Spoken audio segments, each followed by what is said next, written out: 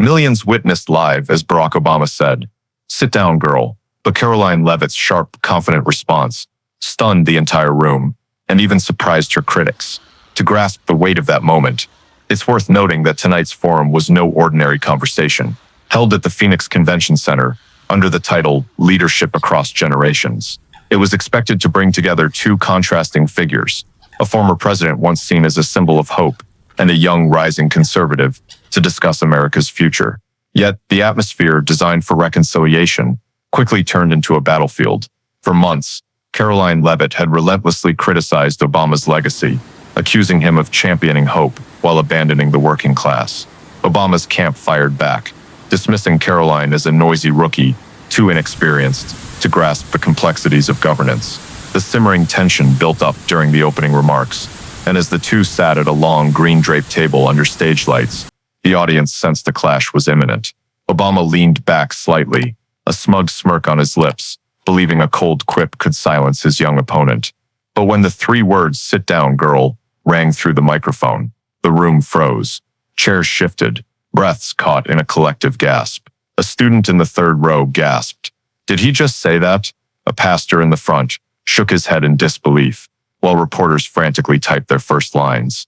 And just as Obama seemed to relish what he thought was a humiliating blow, Karoline leaned toward the microphone, her eyes locked on him, her voice steady, unwavering, and sharp as a blade. "Sit down." "No, I'm not here to sit down. I'm here to make you stand up and answer to the American people." The crowd erupted, scattered claps swelling into a roaring wave. Cameras zoomed in on Obama's face as he furrowed his brow, fingers tapping irritably on the table, while Karoline pressed on, her words clear and deliberate. "You call me girl? Sir, the Americans out there call me their voice. And tonight, I won't let anyone belittle them with a cheap word." Cheers exploded. People leapt to their feet shouting, "Let her speak." Camera flashes lit up the room, and in those opening minutes, the tide had turned. The former president, once a master of every room with his oratory, was forced onto the defensive, while Karoline, the young woman just belittled, turned that slight into a springboard to seize the entire stage. America held its breath, knowing this showdown was far from over. Obama took a deep breath, trying to regain his trademark composure, but his eyes wavered slightly as the room still echoed with applause for Karoline. He leaned toward the microphone, his voice low and gravelly. "You're too young to understand how politics works. People like me have spent a lifetime building, while you're just stepping in." His words drew nods from some, but others in the audience grimaced, as generational differences couldn't be an absolute argument. Karoline didn't hesitate, her voice ringing out without delay. "You say I'm too young? Then tell me, since when does age grant a license for arrogance? I don't need 30 years of experience to see that when people are suffering, the government has failed." A ripple of murmurs swept through the room. Obama frowned. He wasn't used to being publicly interrupted, especially not by a young woman. He gave a faint, dismissive chuckle, shaking his head.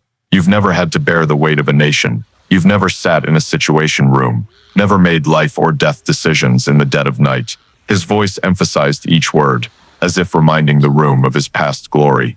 But Karoline didn't back down. She leaned forward, eyes blazing. "True, I've never sat in a situation room, but I've sat in the homes of Americans choosing between medicine and rent. I've never signed a military order, but I've heard thousands of voters say their sons came home in coffins from wars you promised to end." Another round of applause erupted, louder and longer this time. Obama paused, took a sip of water, trying to stay calm, but his hand trembled slightly on the glass. The tension was like a taut guitar string.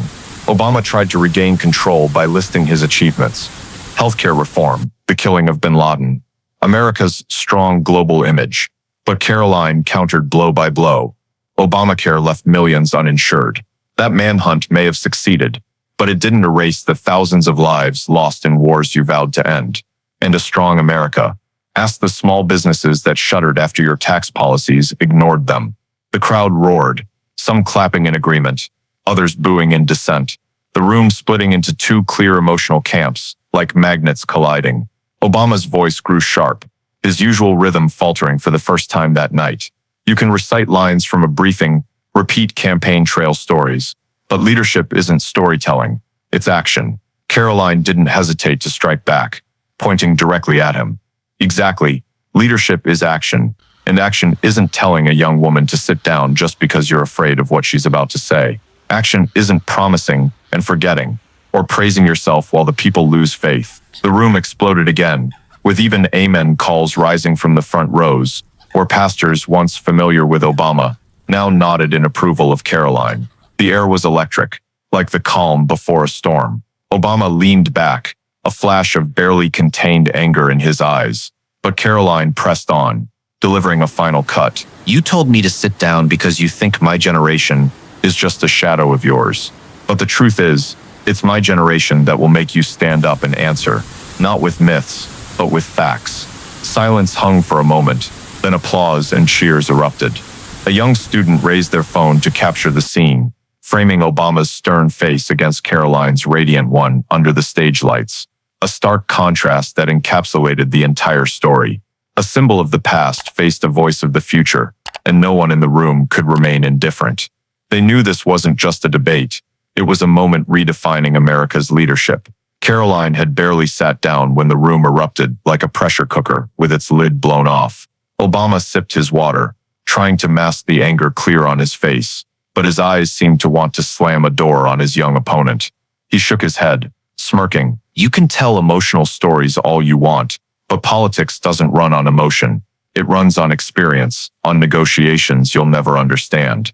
His words seemed poised to pull the room back to him, but before he could finish, Karoline yanked a stack of printed papers from her briefcase, holding them high before the microphone, her voice cutting through the air like a blade. You say I don't understand. Then tell me, do you understand this? She flipped open the first page, revealing a bolded headline with a clear date, an internal email from Obama's administration titled National Education Strategy, Reevaluation of Tuition Assistance Proposal. The room fell silent. Cameras zoomed in, the large screen magnifying a neat signature from a senior advisor, with a line at the bottom CC'd to Barack Obama. Karoline lowered her tone, each word landing like stones on a still lake. In this email, an aide of yours wrote that expanding tuition assistance for students would be socially beneficial, but your response, recorded at the bottom, reads, "We can't take the risk. This could cost us votes in swing states." The microphone amplified every syllable clearly. The room erupted in chatter. A CNN reporter whispered to a colleague, "My God, she just dropped a bomb." A retired teacher in the middle row covered her face, shaking her head. Obama leaned toward the microphone, trying to interject. That's out of context. But Karoline cut him off, her voice commanding, "What context, sir? What context justifies putting votes above the future of American students? What context makes a president call the education of millions a political risk?" Applause roared. Some audience members stood, cheering. Camera flashes went off relentlessly. Karoline pressed on, giving Obama no respite. "You called me girl, but in this document, you treated an entire generation as bargaining chips in a political game. Tonight, I'm here not just to respond to a personal insult, but to show everyone the truth you wanted to hide." Obama lunged toward the microphone, his voice sharper. "I never," but the deafening applause drowned him out. Some shouted, "Let her speak." A pastor from Georgia raised his hand, yelling, "Speak, girl," and the crowd surged in response. Karoline flipped to the second page, revealing a response from a group of economists at the time, stating that rejecting reform would perpetuate educational inequity for at least a decade. She read it aloud, her voice resounding, then looked straight at Obama. And indeed, a decade later, that inequity persists. American students are still crushed by debt. Do you dare say that prioritizing politics over education didn't have consequences? The room felt like it was cracking open. A middle-aged woman in a red dress broke into tears, whispering to her friend, "My son's still paying off his student loans." Cameras caught the moment, broadcasting it live on the big screen. Obama leaned back, eyes narrowing, lips pursed. He was losing control. Every small gesture, every reaction was magnified by the lenses, and tonight, even a blink could be weaponized against him. Karoline set the documents down with a sharp thud that echoed, then spoke, her voice low but clear enough for all to hear. "You told me to sit down, perhaps because you knew that if I stood, I'd bring truths you don't want to face." Silence hung for a moment, then exploded into applause. cheers, and shouts of her name. Some whipped out phones to record, instantly posting online. In a flash, the image of Karoline holding the documents, staring down Obama, became an iconic moment. Obama sipped his water, but his trembling hand made the glass clink against the microphone, the sound echoing through the hall. He cleared his throat, trying to reclaim his signature calm. "Those are cherry-picked quotes, twisted out of meaning," he said, voice lowering. "No one can lead this nation without considering politics. Those decisions were made to protect greater interests, to keep America stable." But as he tried to rebuild his defenses, Karoline leaned toward the microphone, eyes unblinking. "Stable. You call keeping millions of students trapped in debt stable? You call treating education as a political risk a greater interest?" The room buzzed. Obama frowned, slamming his fist on the table with a dry thud through the speakers. Some booed, others laughed derisively. He rarely let emotions show, but tonight, Karoline had stripped away his calm mask. He tried to counter, "You don't know the weight of decisions. You just read lines from an email and weaponized them. Leadership isn't reading papers. It's knowing when to sacrifice the small for the greater good." Karoline cut in, her voice razor sharp. "What greater good, sir? If not your seat of power, what greater good when millions of American families were left behind? And tonight, you still mock a young woman who dares remind you of your broken promises." Applause thundered. Many stood, chanting her name. Obama shook his head, gesturing to quiet the crowd, but it only grew louder. Cameras caught his face, sweat beading on his forehead, fingers tapping rapidly like a racing pulse. He turned to the moderator, voice sharp. "This isn't a serious discussion anymore. It's a cheap political stunt." The moderator only shrugged, eyes averted, as the room clearly no longer belonged to Obama. Karoline seized the moment, standing tall, her microphone seeming small in her hand, but her voice booming. "You call this a stunt? Let the American people decide who's acting, who's real. They've seen the evidence I presented, heard the words you wrote, and watched a former president crumble when the truth is exposed."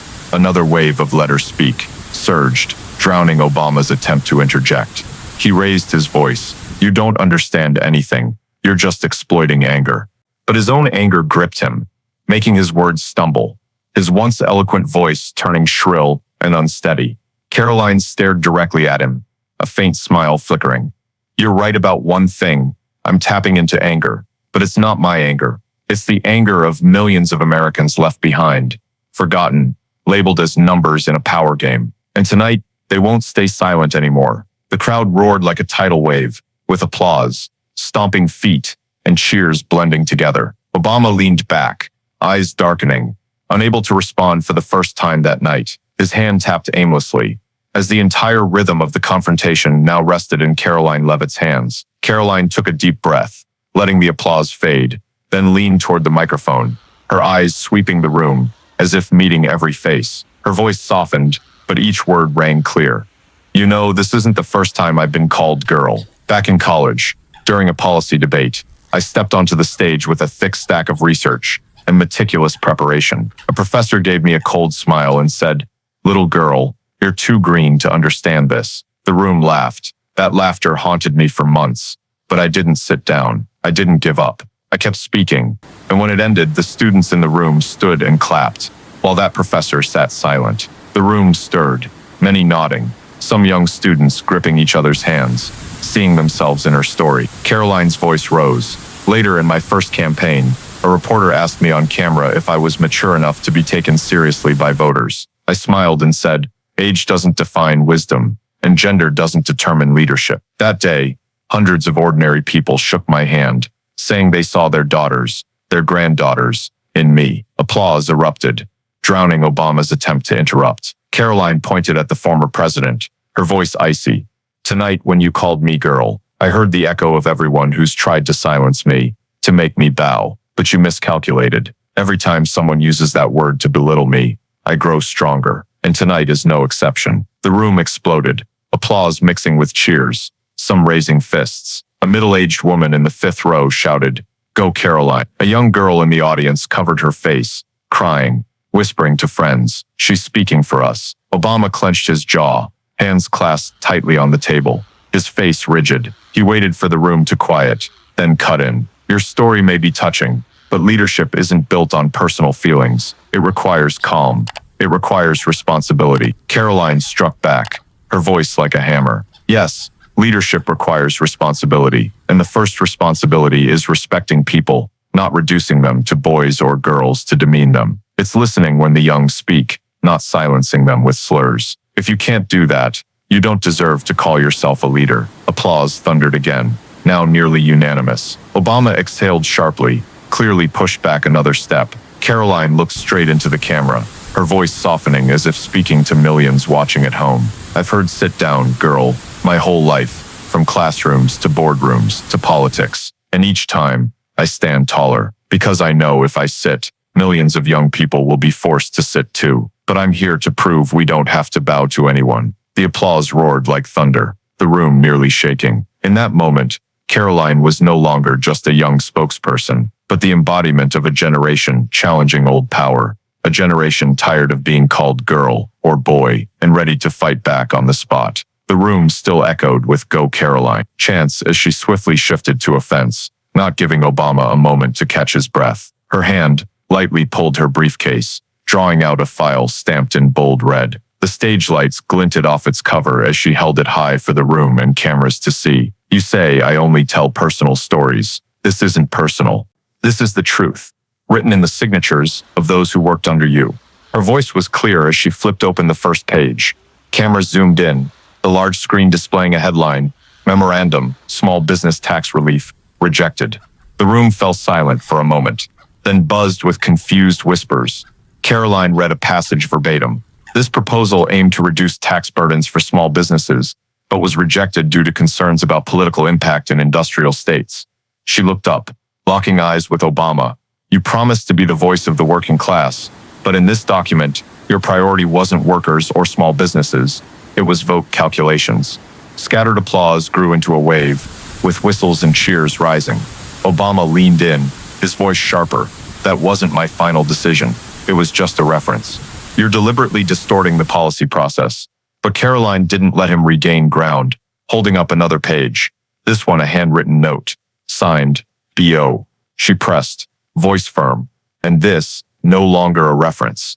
This is your handwriting, saying not worth political cost. So where's the worth of American workers? Were they just numbers in a power equation? The room erupted, a man in a Union-strong t-shirt jumping up, fist raised, shouting shame. The cry sparked a chorus of shame ringing like thunder. Obama slammed his hand on the table, his voice cracking with anger. You don't understand the context. No one wants to see the economy collapse from rash decisions. I had to balance. Karoline cut him off. Balance. Balance means letting small businesses close en masse, letting working families lose their livelihoods, just because you feared losing a few percentage points in polls. That's not balance. That's abandonment. Applause roared, many standing, reporters scribbling furiously, cameras zooming in on Obama's face. He forced a faint smile, but his face was rigid. Karoline continued, her voice low, each word like a nail driven into the silence. You stood on campaign stages, telling workers you'd fight for them, but behind closed doors, you wrote they weren't worth the political cost. Sir, that's not just hypocrisy, it's betrayal. A wave of boo sounds rose, aimed at Obama. He bit his lip, hands clenching, clearly losing patience. Karoline ended with a final blow, raising the file and slamming it on the table with a resounding thud. You told me to sit down, but tonight, I won't sit. Because if I do, these truths will stay buried, and millions of Americans will remain not worth it, and I will never accept that. The room exploded. People stood, whistled, chanted her name. Cameras caught Obama's face, head tilted, eyes narrowed, shoulders sagging, no longer the poised figure of old. The world saw it clearly. Karoline had unleashed damning evidence that shook the famed former president on his own stage. Obama leaned toward the microphone, his face flushed, his voice heavy as steel, but tinged with a loss of control. You're turning scattered documents into personal weapons, Karoline. Leadership isn't about throwing papers in your opponent's face. Leadership is real action, and the reality is, I left a legacy no one can deny, from Obamacare, which gave millions insurance, to eliminating bin Laden, ending a reign of terror, to pulling the economy back from the brink of collapse. Those are undeniable facts, He slammed his hand on the table, as if to punctuate each word, but the room didn't quiet as he hoped. Murmurs rose, and Karoline tilted her head, a faint smile on her lips. She gripped the microphone, her voice cutting through the scattered applause from a few Obama supporters. Obamacare. Ask the families still paying thousands a month for insurance that doesn't save their kids in the hospital. Ask those denied coverage over paperwork. Do you dare look them in the eye and say that legacy is enough? A yay erupted from the back row, sparking louder applause. Karoline pressed on relentlessly. Bin Laden. Yes, you took him down. But what about the mothers whose sons came home in wooden coffins from Afghanistan? Do they feel comforted when you promised to end wars but dragged them out for years? Do you call that victory? The room roared, applause mixing with cries of shame. Obama frowned, his eyes darting to the moderator for help, but the moderator sat still, hands clutching notes, clearly swept up in the storm. Karoline was unleashing. Karoline didn't stop, her voice growing stronger. You say you revived the economy? Ask the small businesses that shuttered under your watch. The hundreds of thousands of family shops that vanished while Wall Street celebrated with massive bonuses. Who did that economy recover for, sir? The corporate tycoons or the people working 2-3 jobs to feed their families? A man in a mechanic's jacket stood, shouting, "Show us the answer." The crowd thundered in applause. Obama raised a hand, trying to cut in. No president can please everyone. There are always trade-offs. But Karoline sliced through, her voice sharp as a blade. Exactly. There are trade-offs. The problem is, you always traded the people to keep your political seat. You chose your safety over fairness for millions of Americans. And tonight, you can't trade away the truth. The applause erupted. Camera flashes lit the hall. Reporters typed furiously, and Twitter began flooding with the hashtag #NoMoreExcuses. Karoline paused, staring directly at Obama, her voice low but steely. You can list your achievements, but which ones hold up when the truth is exposed? Which ones matter when they cost the people's trust? You can praise yourself all you want, but tonight, I'll let the people's voice answer you. As if on cue, the room exploded with applause, whistles, and chants of Karoline. Karoline. Obama tilted his head, lips pursed, his eyes adrift in the human tidal wave. The chants of Karoline. Karoline hadn't faded when she suddenly reached into her file, pulling out a thick envelope. She raised it to eye level, the stage lights making the room hold its breath. Opening it, she drew out a yellowed sheet of paper and held it toward the cameras. Mr. Obama, if you think my earlier evidence was distorted, then listen to your own voice. She pressed a button on a small recorder by her microphone, and instantly, Obama's familiar baritone echoed through the hall from a private meeting years ago. Young people are just good at making noise. They're not mature enough to lead. The room exploded. Someone shouted, "My God." Chairs clattered as people leapt up in shock. Reporters exchanged wide-eyed glances, while Obama froze, his eyes widening briefly before narrowing. The reaction caught live on camera. Karoline folded her arms, leaning into the microphone, her voice resolute. This isn't interpretation, not an email or a signature. This is you, in your own voice, saying our generation is just noise, not trustworthy. Tonight, I stand here to prove the noise you dismissed is the truth you can't deny. The room erupted into a storm of applause. With cries of shame, a young student in the top row shouted, "We're not noise." Her friends joined, turning it into a spontaneous chorus. Obama lunged toward the microphone, voice sharp. "That's a spliced recording. I never," but Karoline cut him off. "Spliced? Then why do we have the full 7-minute version, with date, time, and names of everyone present, where you didn't just say it once, but repeated? Young people aren't reliable. Are you denying your own history?" Applause crashed like a hammer, cameras panning the room, as young faces flushed with anger and pride, feeling both insulted and empowered by Karoline's counterattack. Obama leaned back, inhaling sharply, eyes fixed on the table, clearly dodging her gaze. But it was too late. Karoline pressed on, each word deliberate. "You called me girl tonight, not a slip, but a continuation of the attitude you've carried for years, dismissing the young as noise, young women as girls. But the truth is, those you belittled are holding you accountable before millions of eyes." Applause shook the ceiling, flashes fired relentlessly, and some stood, chanting, "Karoline, stand tall," in a pounding rhythm. Karoline leaned closer to the microphone, her eyes blazing at Obama, her voice low, deliberate, hammering like blows against concrete. You see, they no longer take your words as gospel. They're standing because they just realized they've been called noise, seen as a burden. And I, with one response, made them see their true worth. The room fell silent for a beat, absorbing her words. Then she continued, voice rising. That's the power you can't control.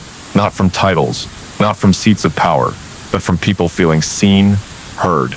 That's what you've lost. Obama frowned, hands clasped tightly on the table, shoulders tense. He cut in, voice sharp. You're exploiting emotions. Politics can't run on a riled-up crowd. But Karoline seized the moment, tilting her head with a faint smile. Emotions? You're wrong. This isn't emotion. It's trust. Trust you let slip from your hands when you dismissed the young who once believed in you. You called us noise, but I'll show you that noise can shake the foundations of old power. Applause erupted, mixed with whistles, as some stood, fists raised, faces glowing with pride. Obama shifted in his chair, inhaling deeply, his voice dropping. You can't understand the complexity of leadership. You're too young. This time, Karoline didn't counter with facts, but with a psychological strike, stepping forward, her voice low but sharp. Too young for what, sir? Too young to fear? Too young to stay silent? Or too young to be bound by the compromises that made you lose yourself? You see, youth isn't a burden. It's freedom. Freedom from exhaustion, from timidity, from fear of losing votes. That's what you no longer have, and what you can't argue against tonight.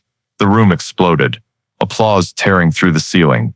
Obama's head dipped, a crooked smile on his lips, but his hand tapped rapidly, erratically, mirroring his unraveling mind. Karoline sealed the psychological blow with a line that left the room breathless. You called me noise, but your silence now is the clearest proof that your power has slipped away. A brief silence, then cheers and chants of her name thundered again, and in that moment, Obama was no longer the leader. He was just a man sitting silent before the psychological wave Karoline deftly unleashed. The cheers hadn't subsided when Karoline reached down, pulling a black folder from her briefcase. The stage lights caught it, drawing every eye as the room fell silent, swallowing the tension. She raised it, voice steady but sharp as a knife. You think I only have a few emails, a few recordings? Let me show you, and all of America this. She opened the folder, pulling out a report stamped confidential, Central Intelligence Agency. The screen behind her flashed the title, igniting the room. Cries of, "Oh my God," rang out. Reporters leapt up, cameras flashing. Karoline flipped to the first page, reading aloud.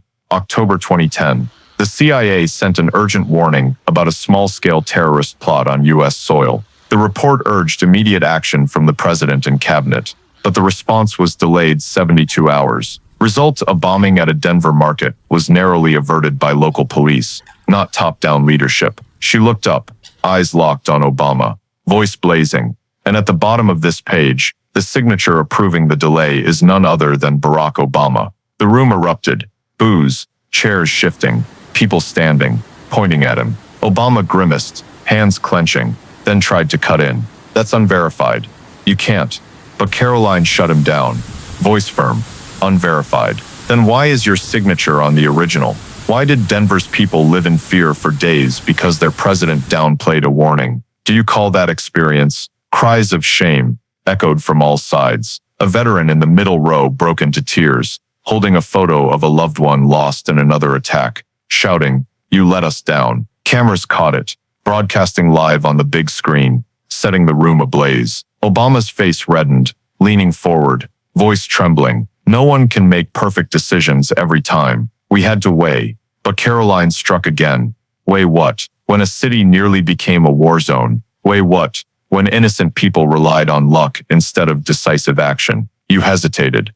And tonight, you answer not to me, but to America. The room roared. Applause, whistles, and Karoline, chants drowning, all else. Obama leaned back, eyes scanning for an escape, his hand tapping uncontrollably on the table.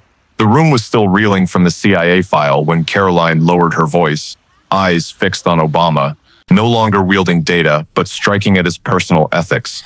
Her words slow, cutting deep. You said leadership is service. But how many millions did you take from financial giants for speeches after leaving the White House? You stood before voters in 2008, vowing to fight Wall Street's influence. Then 8 years later sat in lavish halls, pocketing six-figure checks from the very corporations you promised to rein in. Murmurs swept the room, with cries of "That's right." Karoline pressed on, not letting Obama respond. You talk of legacy, but what legacy, sir, when black children in Chicago still grow up in poverty, while your bank account swells from 30-minute talks? You told me to sit down, but you sat down in closed-door meetings, before powerful corporations, trading your service for personal gain. Applause thundered. A middle-aged woman stood, shouting "Hypocrite." Cameras zoomed in on Obama's face, jaw clenched, trying to force a faint smile but eyes bitter. He raised a hand, voice stiff. I used my platform to inspire, to drive necessary conversations. No one can judge how I earn a living post-presidency. Karoline swatted it away. Earn a living? How many American families work 2-3 jobs for medicine money, while you call six-figure Wall Street fees earning a living? That's a moral gap you can't hide.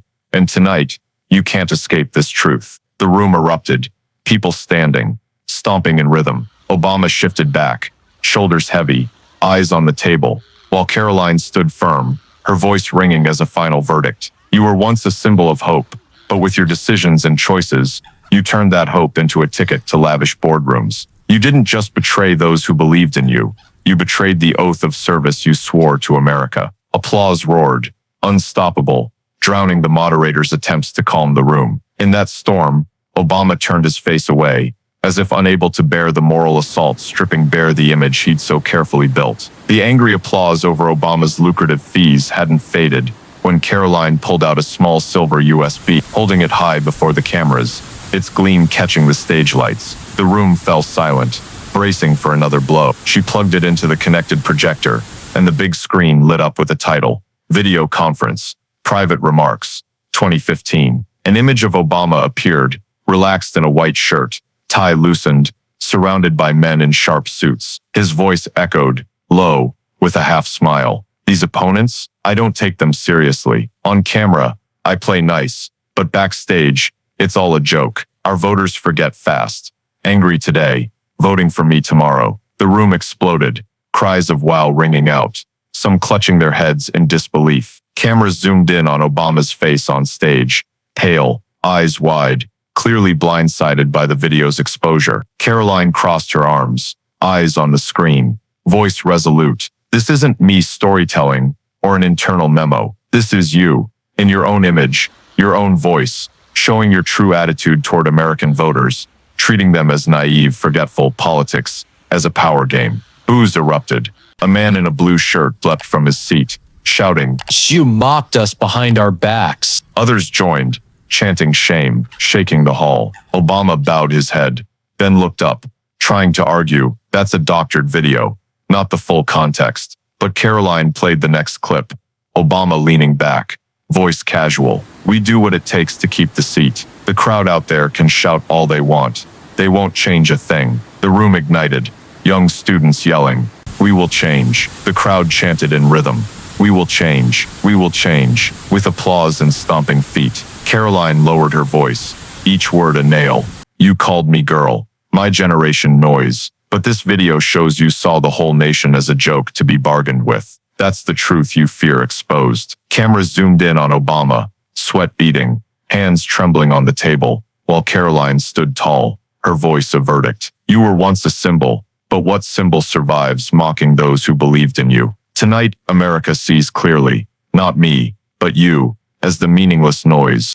The chants of Karoline, Karoline, thundered like a storm, but she didn't let the room take over completely.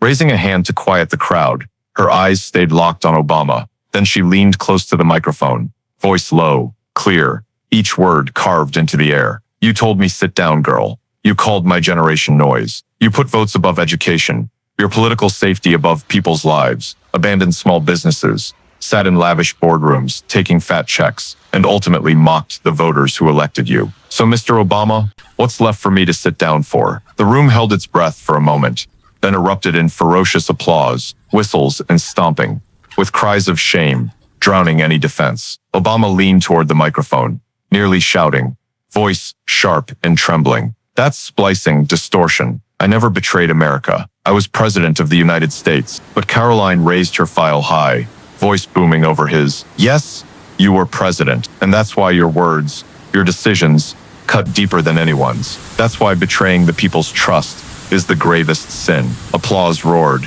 Many in the room wept. An elderly pastor shouted, Amen, sparking dozens more. Karoline stepped forward, eyes blazing. You can shout, pound the table, but no action erases the truth. Tonight, your own mouth admitted fear. Your own image showed contempt for voters.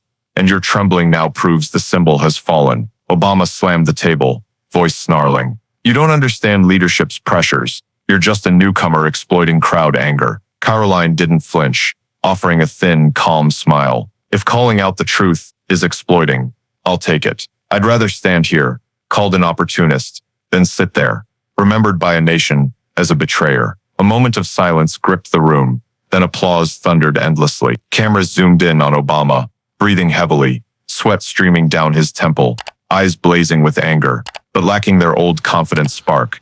He was cornered. Karoline gripped the microphone, her voice a final judgment. You told me to sit down, but you're the one who must bow to the truth, to the people, to the generation you dared call noise. Tonight, it's not me, but America, that has stood up. Obama sat motionless, amid the sea of people, chanting Karoline's name, shoulders slumped, hands trembling on the polished wooden table, eyes staring into the void, as if seeking an escape that didn't exist. His microphone stayed live, but no words came. His lips moved faintly, forming nothing. The image was magnified on the big screen, letting the entire room witness the collapse of a former president once hailed as a master orator. The moderator, struggling to calm the storm, stammered, Please, keep order. We need to continue the program. But even her trembling voice was drowned by the relentless chants of Karoline. Karoline. Obama closed his eyes, breathing heavily. And when he opened them, the spark of his campaign trail confidence was gone, replaced by a dark, weary gaze, like a man who'd lost the last ground beneath him. He reached to adjust his tie, a once familiar move for the cameras, but this time it slipped, falling to the table with a small, bitter clink. The room buzzed again, the meticulously crafted symbol, now exposed as awkward, unsteady. Karoline stood still, needing no more words, her calm but resolute gaze, driving the final nail into the political coffin before her. Obama tried to salvage his dignity, lifting his head with a forced, faint smile. You can laugh, you can shout, but history will judge. His voice cracked, no longer resonant, met only by mocking whistles from the back. The applause was no longer his. It hammered down on his somber silence, underscoring the gap between the man who once held ultimate power and the stark reality before him. A white-haired man in the front row, wearing a veteran's badge, leapt up, pointing at Obama. You betrayed us. His shout echoed, joined by dozens across the room. Obama leaned back, closing his eyes, as if to escape the human tide surrounding him. The camera panned, capturing each bead of sweat rolling down his temple, each labored breath. Karoline stood tall, hands lightly resting on the table, saying nothing more, her silence now a confirmation that the battle was over. Obama opened his eyes, stared at the microphone, and tried to speak again. I did my best. But the words came out weak, swallowed by the rhythmic stomping of the audience's feet, the sound echoing like a funeral drum, cementing the truth that his once mighty words could no longer salvage anything. He bowed his head, hands clasped tightly, back hunched, his shadow stretching long under the stage lights, no longer the towering, commanding figure, but merely the silhouette of an exhausted man. In that moment, many in the audience pulled out their phones, recording Obama's collapse, knowing they were witnessing history shift. The eloquent speeches of yesteryear shattered into fragments, replaced by a young face rising with candor and evidence. The moderator sighed, lightly tapping the gavel to call for a pause, but no one paid attention. The entire room, millions watching on TV, and Obama himself understood this was no longer just a debate. It was the public unraveling of a once revered icon. Karoline gave a slight nod, turning to the crowd with a faint smile, not out of personal triumph, but because she knew the final blow had landed. Obama, through his own powerlessness, had turned his last moments on stage into an unspoken epitaph. The room felt like it had been hit by an earthquake when the moderator was forced to declare the session's end. Cheers, applause, and whistles still thundered like crashing waves. People stood in small groups, arguing heatedly. Some shook their heads in shock.